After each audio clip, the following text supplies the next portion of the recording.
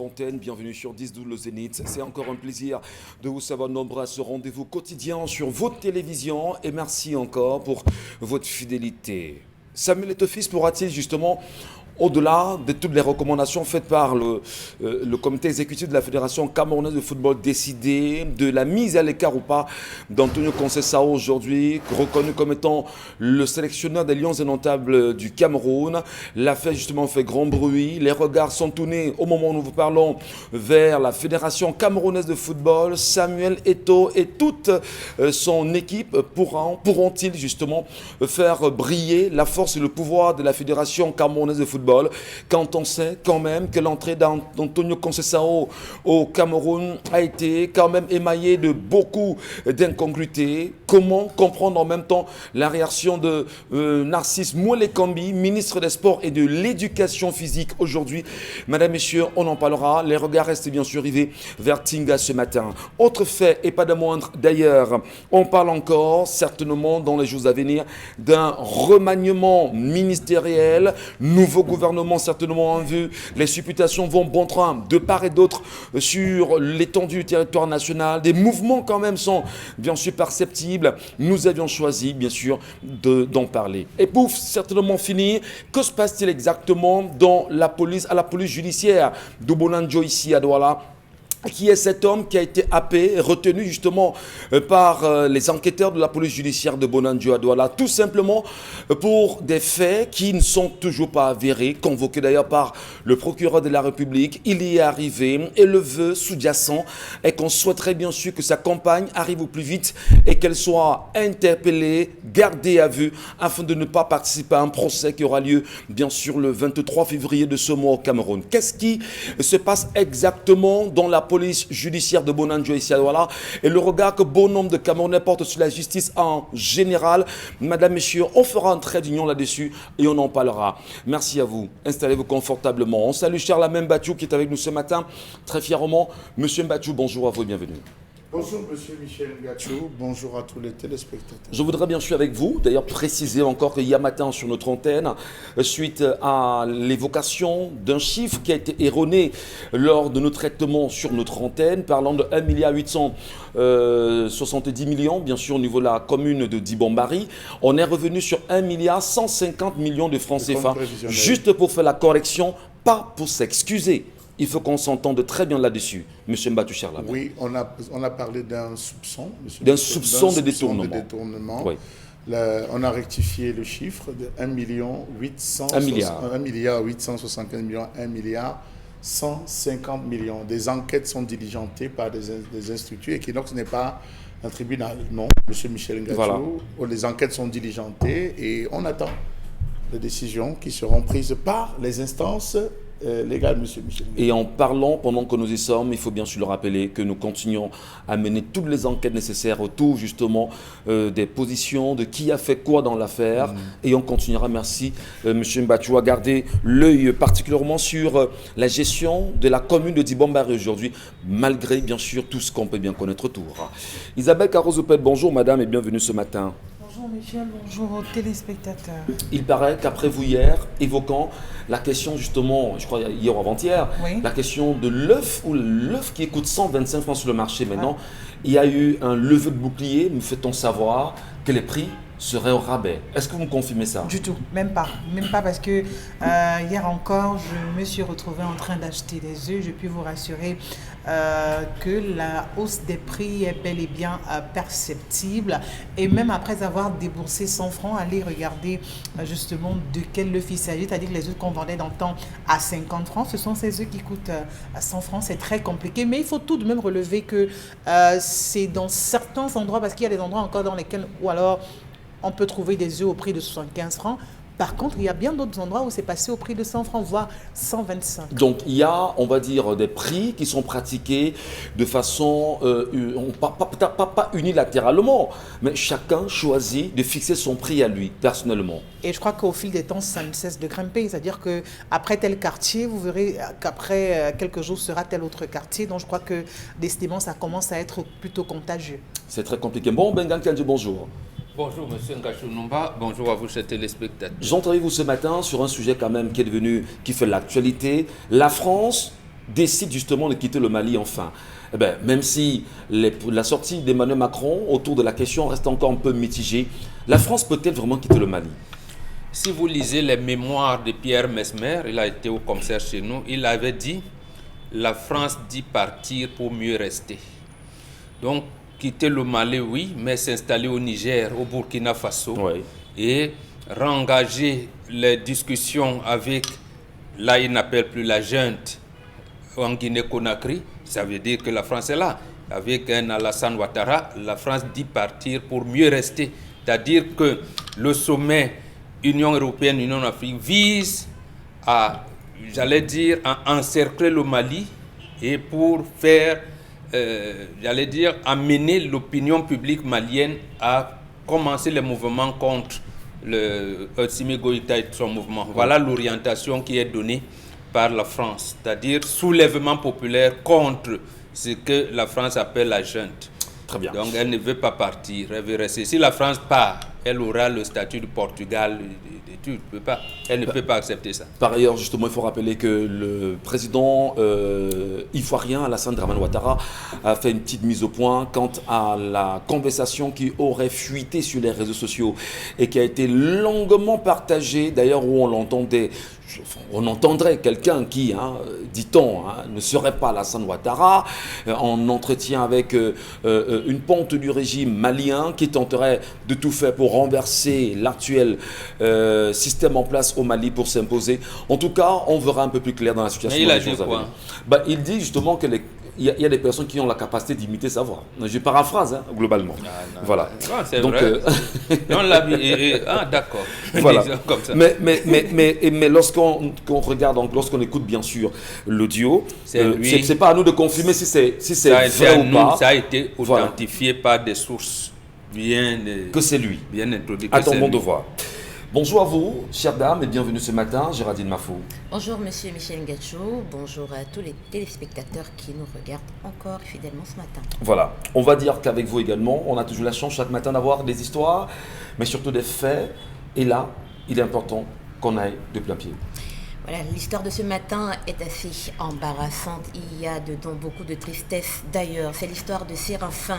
Séraphin est un jeune médecin de 39 ans qui est marié depuis 5 ans seulement. Depuis son mariage, sa femme n'arrivait pas à concevoir. Il y a eu de sérieux problèmes de conception dans ce couple. Et finalement, lorsque son épouse est tombée enceinte, 6 mois après, elle a fait une fausse couche qui a failli lui coûter la vie. Dépassée par cette situation, Séraphin s'est rendu un jour à l'église, alors que c'est quelqu'un qui spontanément comme ça n'y va pas, mais il s'est rendu un jour à l'église et au sortir du culte, il était assis, méditant devant Dieu. Un pasteur s'est approché de lui et lui a demandé qu'est-ce qui se passait. Il lui a raconté les difficultés qu'il avait dans sa famille avec sa femme qui ne concevait pas et le risque qu'elle avait eu en portant la dernière grossesse. Le pasteur lui a demandé si c'était le premier enfant qu'il perdait et il a répondu oui. Seulement le pasteur lui a dit non, malheureusement ce n'est pas le premier enfant que tu perds.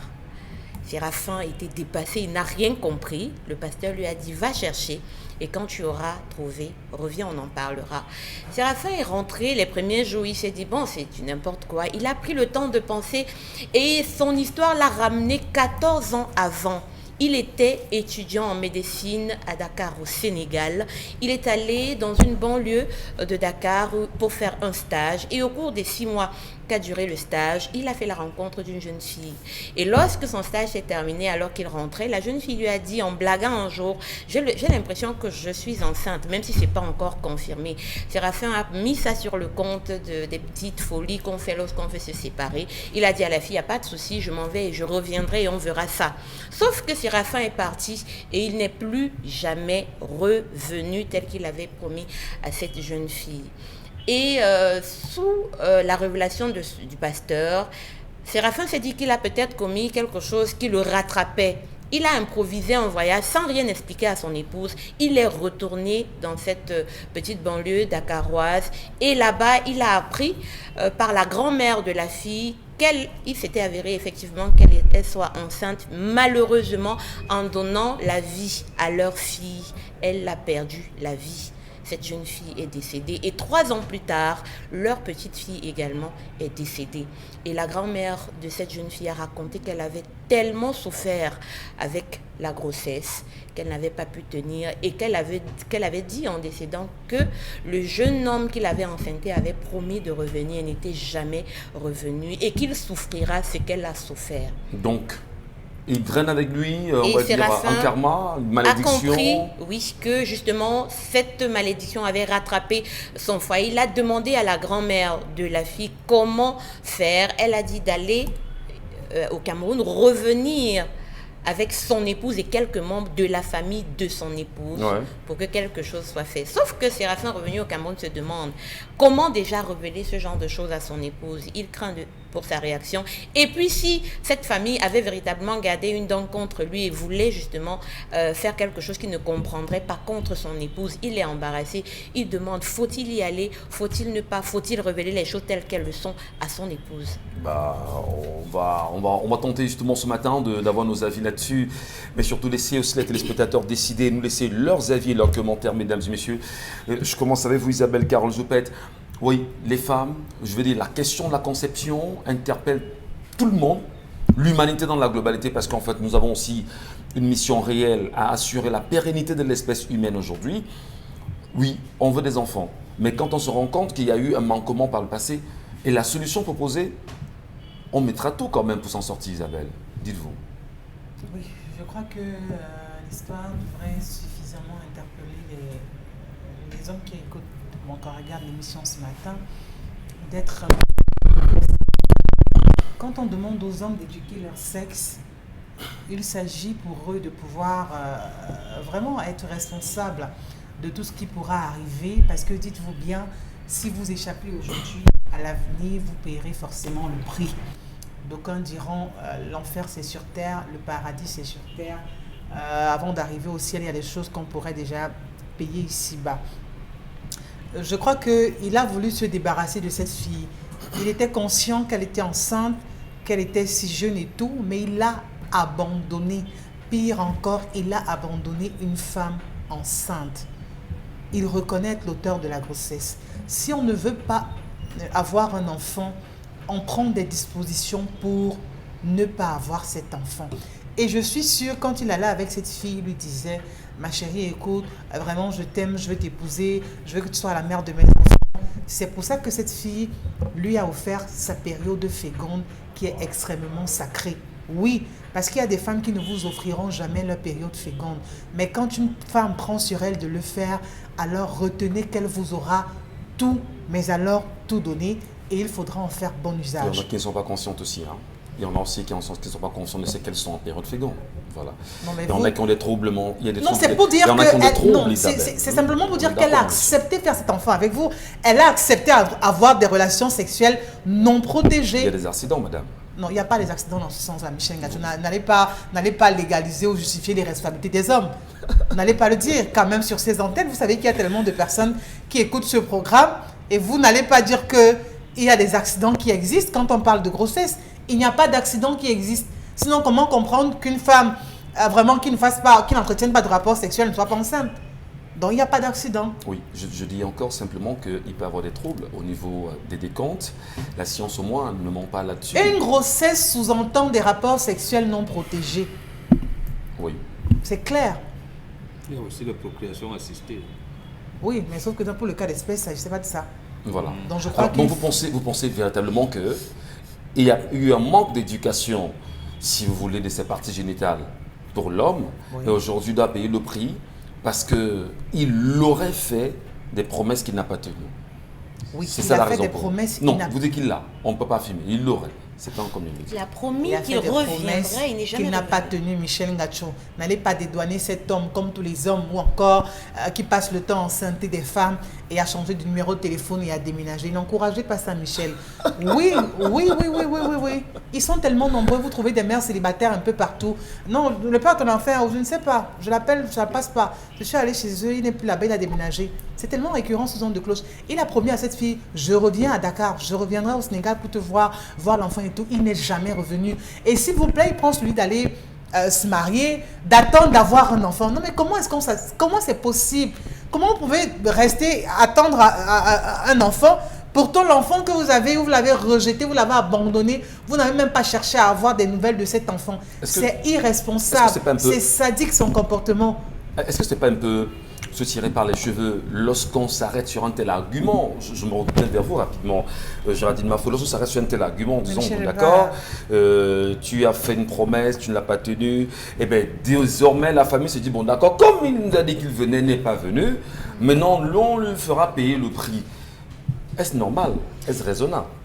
Il faut déjà savoir qu'on ne dit pas on lui fera payer le prix. Puisque la mère de la fille décédée aujourd'hui, attend qu'il revienne avec... Elle lui a dit quelque chose, il est en train d'interpréter par rapport à la gravité de l'acte qu'il sait qu'il a posé. Ça suppose par ailleurs que la famille de la fille fait payer le prix justement à ces garçons aujourd'hui. Écoutez bien ce que la grand-mère a dit. Va chercher ton épouse, quelques membres de sa famille, venez pour qu'il y ait quelque chose qui va être fait. Oui, mais... Elle lui a donné une solution. C'est lui qui se dit que peut-être qu'on veut faire quelque chose de pire à mon épouse. C'est lui qui culpabilise et il a raison de culpabiliser. Il a raison, il a menti. Il n'a même pas... Jeune médecin... C'est dit qu'il traîne avec lui un sort, c'est ça? Jeune médecin, c'est clair. Jeune médecin, vous ne savez pas que quand une fille commence à vous dire, c'est comme si j'ai un retard. C'est vous, en tant que médecin, qui devez dire, donne-moi justement, même si vous n'avez pas pris garde à ça avant, tu saignes d'habitude à quel moment? Ça se passe comment? Non, la probabilité est grande. Il faudrait qu'on sache. Quand vous êtes quelqu'un de responsable, et pire encore, on parle d'un médecin, Michel. C'est ce que je dis. Il a fait les études en médecine. Donc il était mieux indiqué pour dire à cette fille, voilà même les méthodes que tu pouvais... On débat pour se comprendre. Bon, il a suivi le réflexe de sa libido, l'a poussé dans ce dans quoi il est. Maintenant, c'est lui qui craint. On lui a encore rien dit. On lui a donné une solution, il n'a pas encore exploré, il commence encore à avoir peur. Il a peur de quoi? De quelque chose qui est en cours? Il redoute quoi? Puisqu'on lui a carrément dit que la jeune fille, en décédant tragiquement, en donnant la vie à leur fille qui elle aussi est décédée, a dit qu'il souffrira ce que j'ai souffert. Et Dieu seul sait l'agonie par laquelle cette fille a dû passer avant de mourir. L'énergie qu'on émet avant le fait de rendre l'âme en disant des choses négatives, ça a une portée sur les gens. Et il en est conscient. Je dis qu'il redoute quelque chose qui va finalement le tuer. C'est quand même difficile. Et puis maintenant, moi j'ai envie de dire quand même aussi aux jeunes filles, vous rencontrez quelqu'un, vous ne connaissez avant ni d'Adam ni d'Ève, vous ne savez pas où il se pose. Il est d'ailleurs en stage. Sa vie c'est à Dakar. Vous ne savez même pas où il est. À Dakar, il est venu en stage. Vous ne cherchez pas à savoir. Vous vous êtes livré entièrement à cet homme. Il faut également interpeller à la responsabilité des jeunes filles. Et puis les gens, cet homme dira non, je voulais rien construire parce que j'étais là pour mon stage et tout. Quand on a des relations sexuelles avec une jeune fille, on s'attend à deux choses. Si on ne chope pas une maladie, on lui file une grossesse. D'accord, si on ne chope pas une maladie, on lui file une grossesse en même temps. Vous ça. Interpellez les femmes pour qu'ils puissent avoir abstinence, les hommes également pour plus de responsabilité. Pour plus de responsabilité. Mais Isabelle Carole, dans son argumentaire, nous laisse quand même croire que c'est l'homme le problème ici. Pourquoi ne pas voir également qu'il y a une légèreté de la part de cette fille? Quelle légèreté? Il y a une légèreté de la part de cette fille. Par amour, elle est tombée enceinte. Permettez, il y a une légèreté.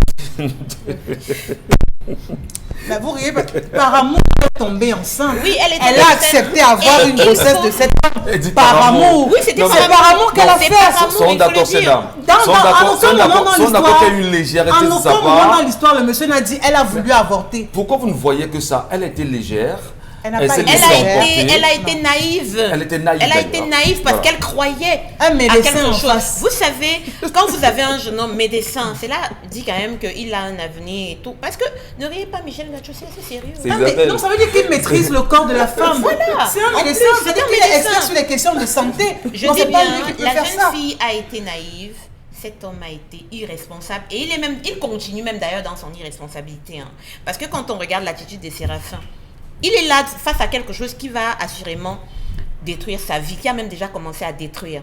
Il ne voit même pas le drame qu'il y a dans sa vie déjà, d'avoir perdu une fille avec qui il a eu un enfant, d'avoir perdu son enfant. Il est en train de spéculer si je dis à mon épouse ou je ne dis pas. Franchement, c'est le pire des irresponsables. Il n'a même pas compris en fait dans quoi il est.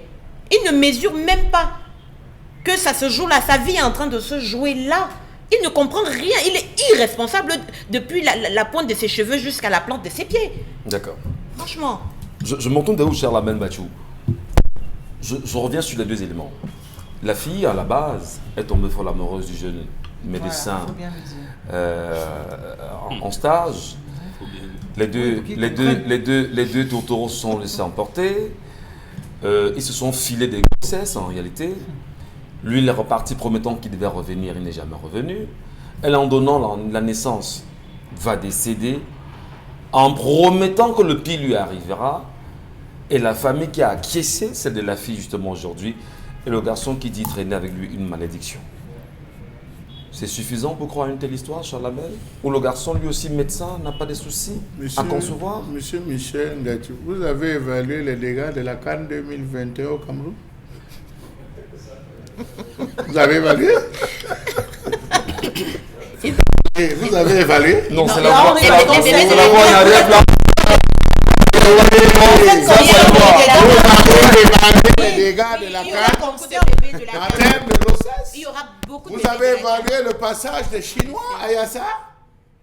Vous avez évalué les dégâts causés par la colonisation dans la zone du Sud avec des enfants blancs, métis et tout et comme ça, vous avez évalué?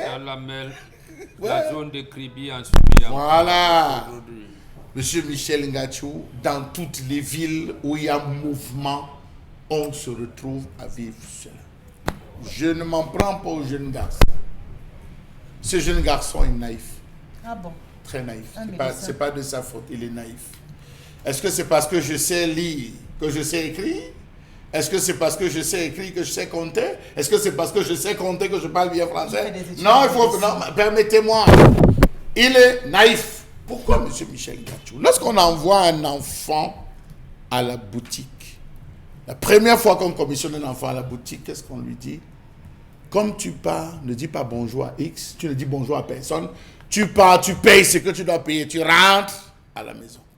On donne les instructions. Est-ce qu'on a formé cet enfant? Est-ce que les parents ont préparé cet enfant?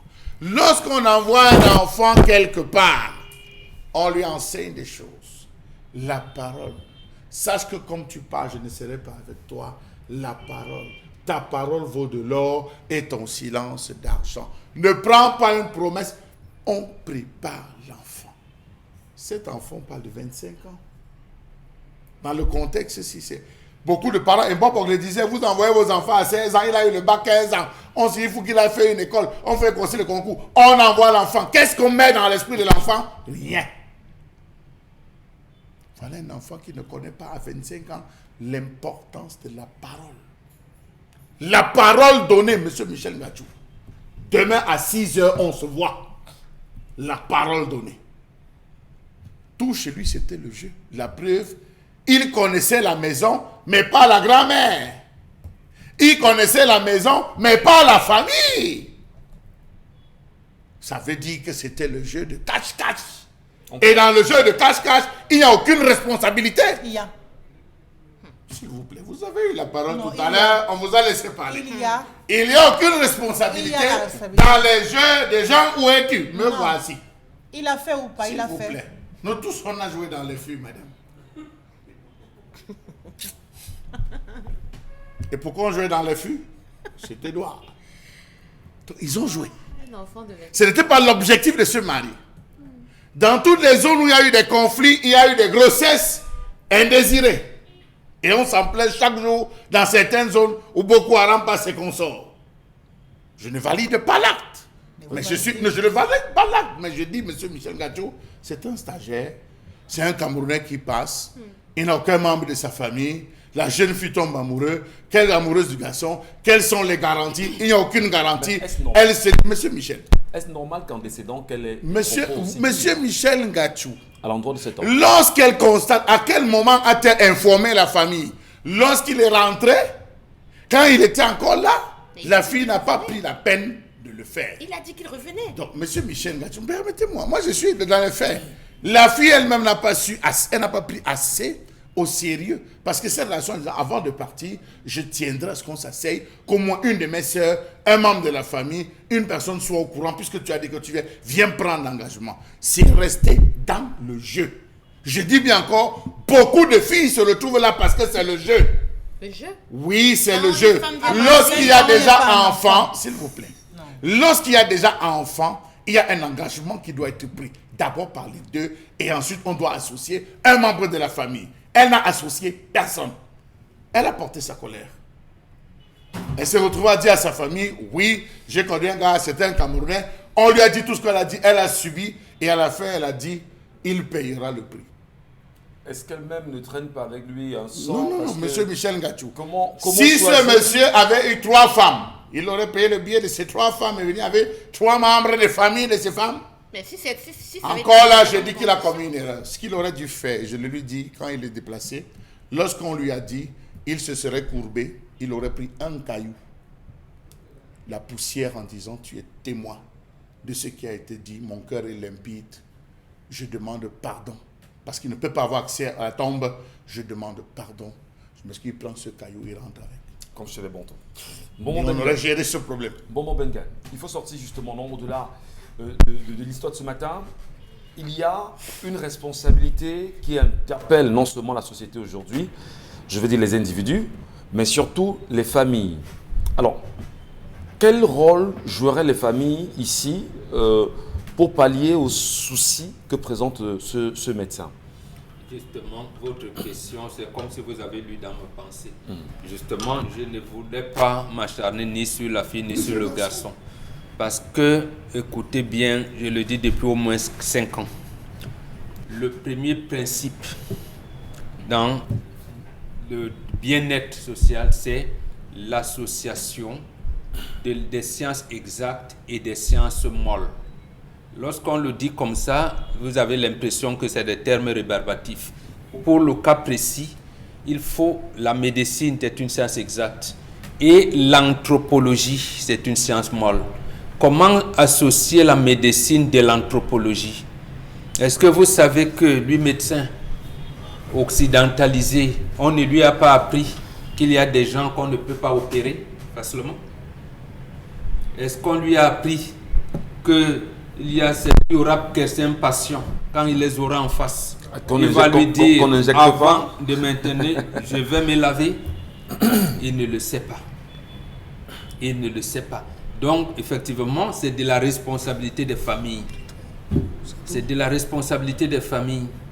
Ouais. Oui, parce que la grande royale, c'est encore la femme. Pour vous dire que chez nous en Afrique, la femme est devant. C'est elle qui nous a avertis en disant, l'école des Blancs où nous envoyons nos enfants, elle va faire perdre en eux l'essentiel de ce que nous aimons.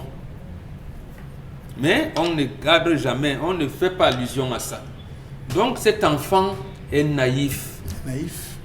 Elle a intégré la une fille, donc elle n'a pas intégré les données anthropologiques. Jean Lamel vous a dit ici, dans le Grand Nord, à l'extrême Nord, il y a des filles, tu aimes t'amuser, tu peux mourir. Ouais. Tu ne peux pas prendre la virginité d'une fille comme ça. Il faut le savoir. Or, si on le savait, on allait donc jouer moins. C'est-à-dire qu'à 25 ans, il n'allait plus être considéré comme un gamin. Mais là, il joue. Moi-même, j'ai des enfants qui ont 30 ans, ils jouent. Quand je vois ce qu'ils font, je me dis, mais attendez, c'est cette histoire-là. Donc, et on dit, les enfants d'aujourd'hui jouent. Parce que précisément, nous les envoyons à l'école très tôt. Nous, quand on allait à l'école, on demandait de faire la main comme ça. Si ta main ne touche pas l'autre oreille, tu n'entres pas à l'école. Donc, ici, c'est de la responsabilité de nos familles. Encadrons nos enfants pour que cela n'arrive pas. Mais maintenant, jeune homme, non, commence d'abord à demander pardon. Il y a ce qu'on appelle le cas, le cœur. Le cœur qui est, j'allais dire, la banque de la conscience. Ici, tu ne savais pas. Donc, et la nature a enregistré que tu ne savais pas. Mais le drame est arrivé.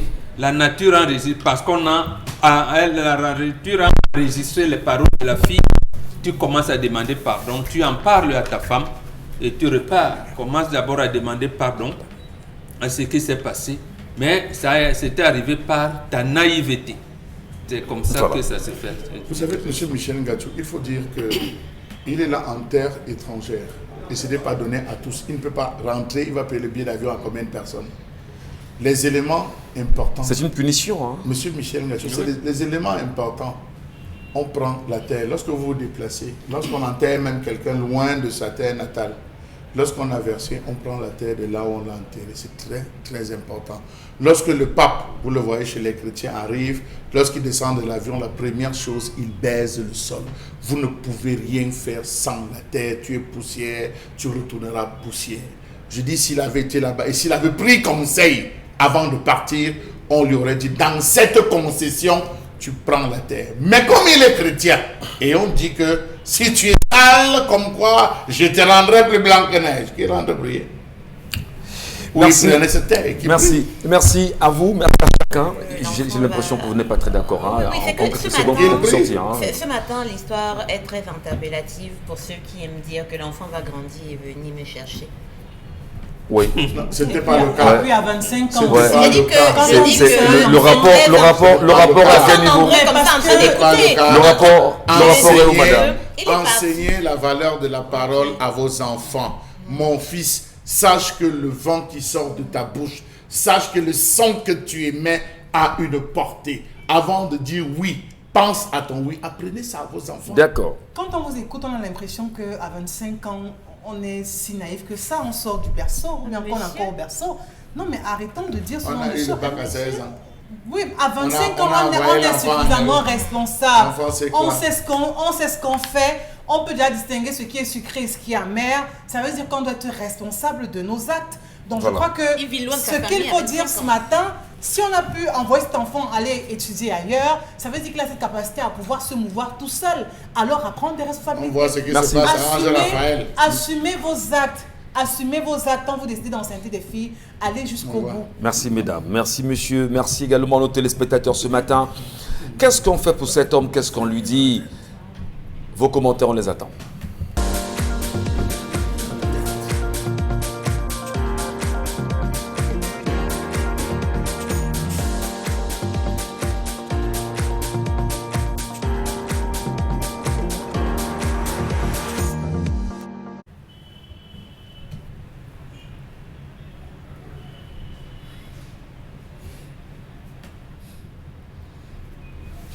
Je m'interroge ce jour sur la question de la grève annoncée par le syndicat national des instituteurs contractuels et maîtres des parents du Cameroun. Les instituteurs souffrent dans ce pays. À peine ont-ils décidé de rentrer en colère en décrétant journée morte. Nous sommes à l'école, mais il n'y a pas cours. Des menaces fusent de partout. Des sanctions sont en train d'être administrées aux différents enseignants par le ministre de l'Éducation de base sous le fallacieux, entre guillemets, motif absentéisme. Certains même ont été suspendus littéralement. Pourquoi?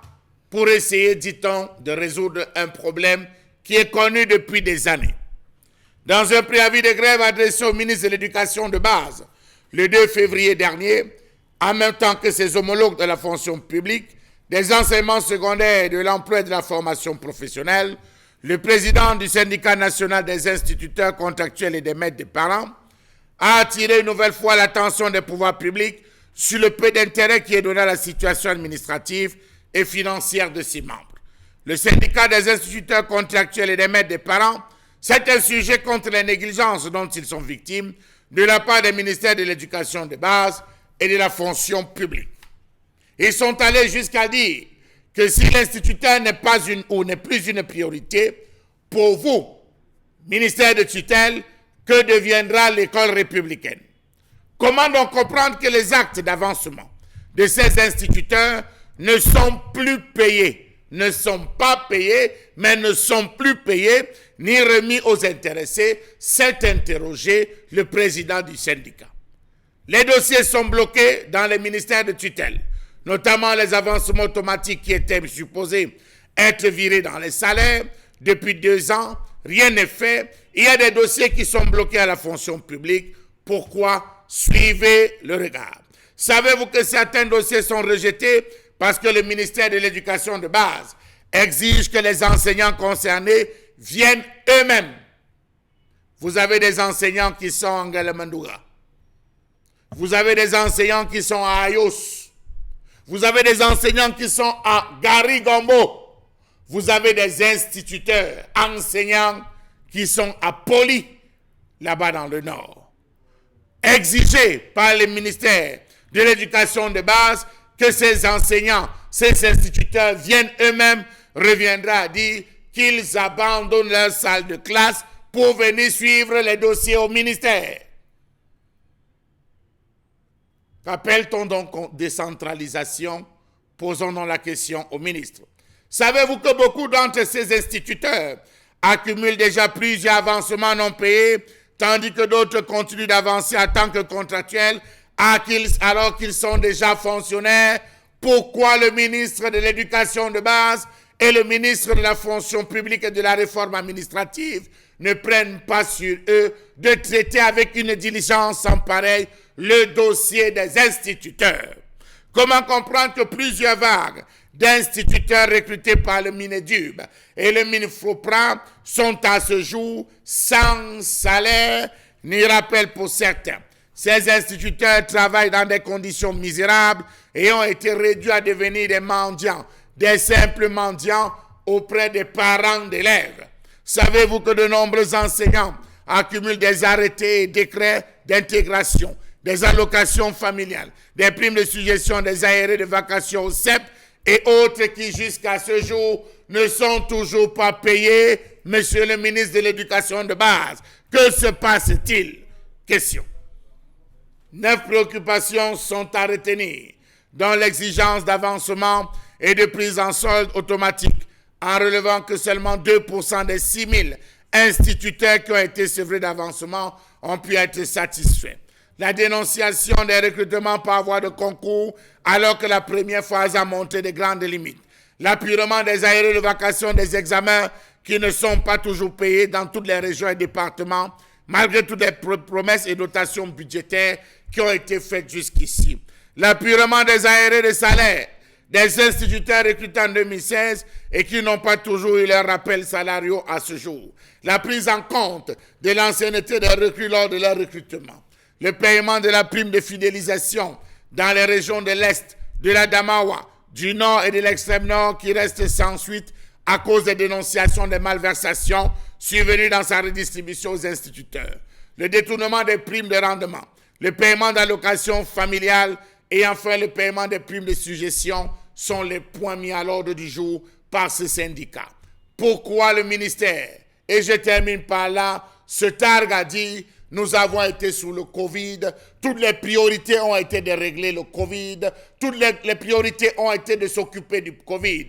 Le Covid a-t-il empêché qu'il y ait un budget qui soit voté en 2020, 2021, 2022?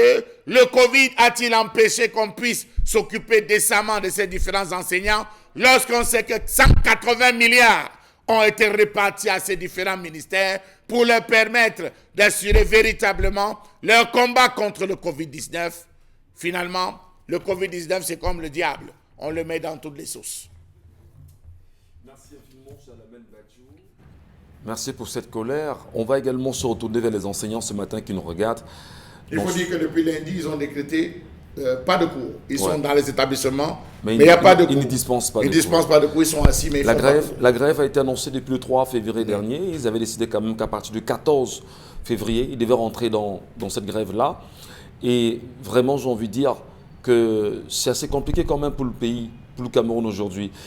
On espère que les hauts commis de l'État, en commençant par le président de la République du Cameroun, M. Paul Biya, chef de l'État, sur la question justement de ces instituteurs qui portent leur voix à l'attention des Camerounais et même de la communauté internationale aujourd'hui.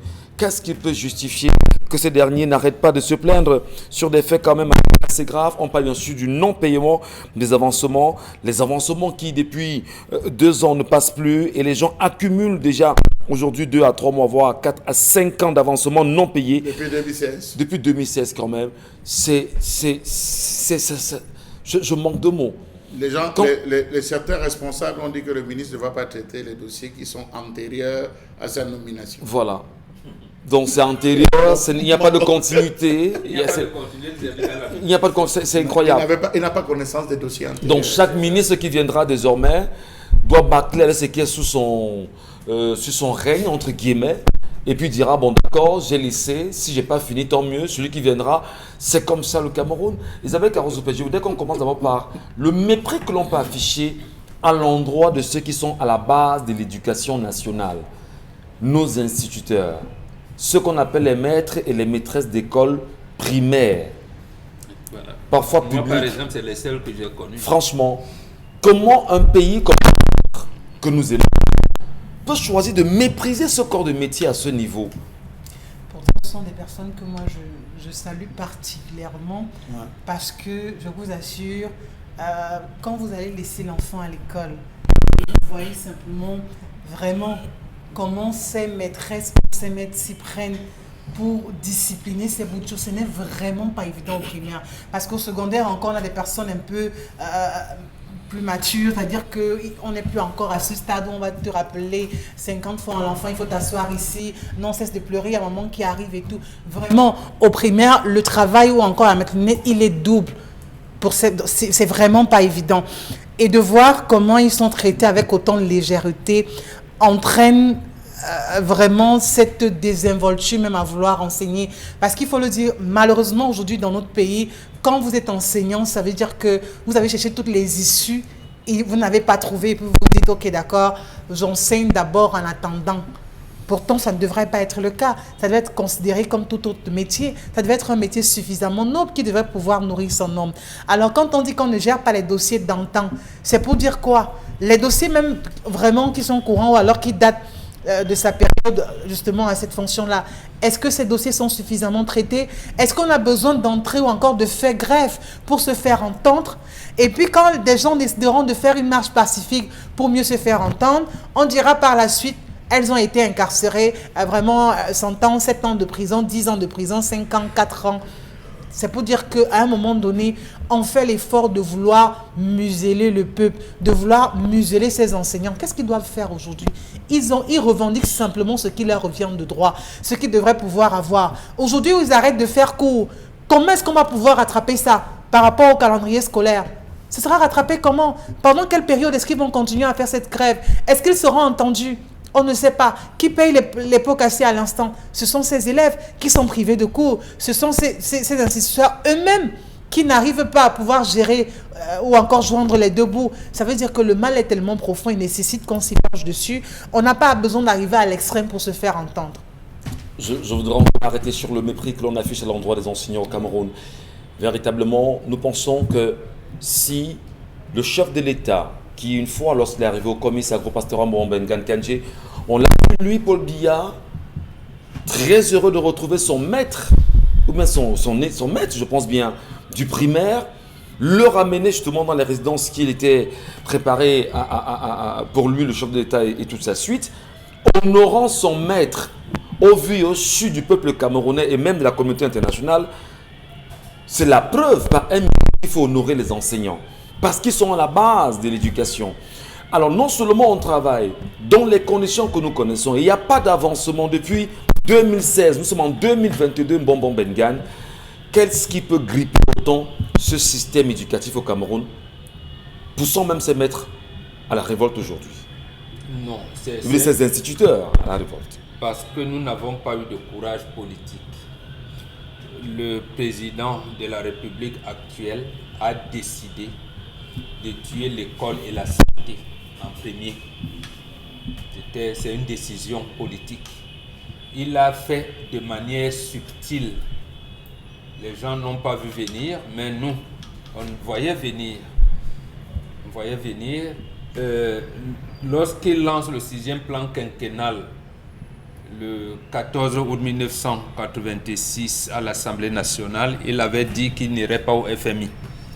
Et justement, à cette période-là, le FMI donnait déjà les exigences en disant qu'il faut se désengager du secteur improductif, c'est-à-dire du secteur productif, mais surtout abandonner le volet social. On vous dit, l'école, la santé ne rapportent rien. Désengagez-vous des sociétés publiques et parapubliques. Il dit qu'il ne va pas, justement parce que nous, on l'écoutait. Mais sauf que, en juillet le ministre en décembre déjà, quand il a lancé en août le 6e plan, en décembre, le ministre des Finances de l'époque, Sadou Ayatou, il dit, parce qu'il fallait préparer son discours à la fin de l'année, ou quelles sont les orientations qu'il fallait faire, il dit, mais nous sommes déjà au Fonds monétaire international. Donc, et nous avons commencé, nous autres qui étions un peu avertis, à dire qu'en fait, le Cameroun a pris l'engagement de s'embourber. C'était ça. Il fallait donc abandonner l'école. Moi, je me suis arrêté là par les maîtres bénévoles. C'est que Charles Hamel, en utilisant le vocable maintenant, on parle de maître des parents. On l'appelait maître bénévole. Et les inspecteurs pédagogiques venaient les regarder quand ils nous donnaient des cours, puisque c'est moi, je me suis arrêté à l'école primaire, je ne le cache pas. Donc quand ils venaient, au bout de 2 ans, vous étiez déjà adopté. Donc généralement, c'était les enfants du village qui avaient eu leur BPC. Un BPC et qui encadraient des enfants de quand vous avez le BPC à 22 ans, parce que vous avez passé le CEP étant candidat libre à plus de 18 ans, oui, il y en a eu, parce que nous, les enfants, moi, quand j'allais composer le certificat de type primaire indigène, je chassais. Mais comment comprendre justement que les raisons qui sont évoquées aujourd'hui soient portées sur la Covid-19 Bengal? Qu'est-ce qui peut expliquer que si je vais emprunter les propos, je dis en Marie à Tangana Mebara, ça s'appelle mensonge d'État. Mensonge d'État. Mais lorsque l'État ment? L'État, oui. Lorsque l'État ment, a refusé d'abord les énièges. Qui juge l'État? On a failli les fermer. Oui. Et ça fait plus de 25 ans quand même qu'on ne recrute plus les anciens, les instituteurs. On ne les recrute plus. Et vous allez justifier ça comment? On ne recrute plus les infirmiers, mais puisque nous parlons des instituteurs, on ne les recrute plus. À un moment donné, on vous dit, ceux qui ont composé, qui sont sortis des énièges en 1900, par exemple, 93, voilà, envoyez les dossiers. On envoie les dossiers. Le ministre dit, est-ce que c'est le ministre qui traite des dossiers? Ce n'est pas lui, ce sont les inspecteurs d'arrondissement. Parce que chacun devrait avoir un fichier sur la base de ce qu'on disait hier, rapprocher l'administration des administrés. Donc, nous sommes à Douala Premier. L'inspecteur d'arrondissement de l'éducation de base de Douala Premier doit avoir les fichiers de tous ces enseignants formés qui sont dans sa circonscription administrative de 1960 à aujourd'hui, les dates de naissance, les dates de sortie de l'école, ainsi de suite, au point où, lorsque le délégué départemental qui a reçu du délégué régional des institutions du ministère, on sait déjà qu'on voudrait, à Douala Premier, d'après le rapport, on a besoin de 10 000 enseignants qui ont, parce qu'il y avait bac, quand vous faites le bac, vous faites 1 an, vous êtes en catégorie B1, quand vous êtes entré à l'Éniège avec le BPC, vous faites 3 ans, vous êtes en catégorie C. Très bien. Donc, voilà comment on les classe. Donc, ils ont ça. Pourquoi ne le fait pas demander aux inspecteurs d'arrondissement? Ils sont 360 seulement. Mettez-moi les fichiers à jour et que chaque arrondissement me donne les statistiques des enseignants dont il a besoin. Et voici l'argent que j'envoie. On voit à Yaoundé, vous qui les Kolofata là-bas, vous ne savez même pas si Boko Haram viendra ravager la famille la nuit, ainsi de suite, ainsi de suite. C'est ça qu'on appelle mensonge d'État. C'est les propos d'un haut commis de l'État. Un État choisi de mentir. Géraldine Mafo, on ment sur l'éducation. C'est-à-dire on ment au point de dégrader l'éducation, de tuer celui ou celle qui porte les valeurs basiques d'une éducation nationale. Parce que lorsque la cellule sociale qui est la famille fait un travail premier au niveau des familles, les enfants sont confrontés, on va dire, à l'école ou à la société encadrée par l'État, les valeurs de l'État sont restituées à bas âge. Lorsque les derniers, ceux qui dispensent, ceux qui enseignent, n'est-ce pas la preuve véritablement qu'il y a un plan ourdi qui vise justement à tuer l'école au Cameroun? Êtes-vous pour ou contre cette grève de ces instituteurs? Je ne dirais pas d'emblée pour ou contre. Mais j'irai chercher un peu plus loin. Donc, comment est-ce qu'on en arrive là? Je vais commencer par dire aussi que la routine est dangereuse, elle est même mortelle. La routine est dangereuse et elle est mortelle. C'est la conséquence d'un système qui est figé. Parfois, de manière triviale, on dit au quartier, quand tu ne peux plus, tu laisses. Et vous savez vous-même qu'il y a des choses dans lesquelles, dans votre vie, Michel, au quotidien, il y a des aspects de votre vie où vous êtes obligé de dire que ça m'a un peu dépassé. Vous savez, on ne peut pas tout savoir. Ouais. Quand vous ne pouvez pas à un moment laisser, et quand vous avez essayé ça, demandez même qu'on vous dise comment vous allez faire. Et quand quelqu'un vous donne un conseil et vous appliquez, ça ne marche pas, changer. Parfois, il faut seulement laisser. Parce que nous sommes là en plein dans la conséquence d'un État qui est figé. Le Cameroun s'est figé à un niveau. Ça n'avance plus, ça ne recule plus, ça ne peut que se dégrader. Franchement, ça ne peut que se dégrader. Parce que quoi, il faut commencer à voir ce problème un peu sur le plan technique. Au Cameroun, il y a des ministères ici dans ce pays où quand vous entrez, vous ne voyez... Il n'y a pas de laptop ou de desktop nulle part. La vétusté des équipements d'abord. Et c'est l'une des conséquences de ce manque, c'est quoi? Les dossiers s'empilent. Il faut que les gens travaillent. La fonction publique, on travaille. Combien d'heures par jour? Il y a combien de personnes qui sont assidues au travail de 8h à 15h30? Combien sont assidus à leur poste de travail? C'est d'abord ça la première chose dans la fonction publique, on ne travaille pas. Du coup, même quand il va falloir envoyer les dossiers comme Bambok dit, il va falloir faire ci, transmettre ci, qui travaille ça? Du coup, il y aura un rouleau d'étranglement qui va se produire quelque part et donc les dossiers ne vont pas avancer. Parce que d'abord les systèmes sont vétustes, rien n'est informatisé, il faut porter les millions de papiers, aller entasser quelque part. Il faut que quelqu'un soit assez conscient de l'impact que ces papiers posés là ont sur les vies pour aller les toucher. Mais qui est conscient de ça? Parce que si vous grevez, ça fait même d'abord quoi à qui? Chacun gagne son petit pain où il est et il s'en va.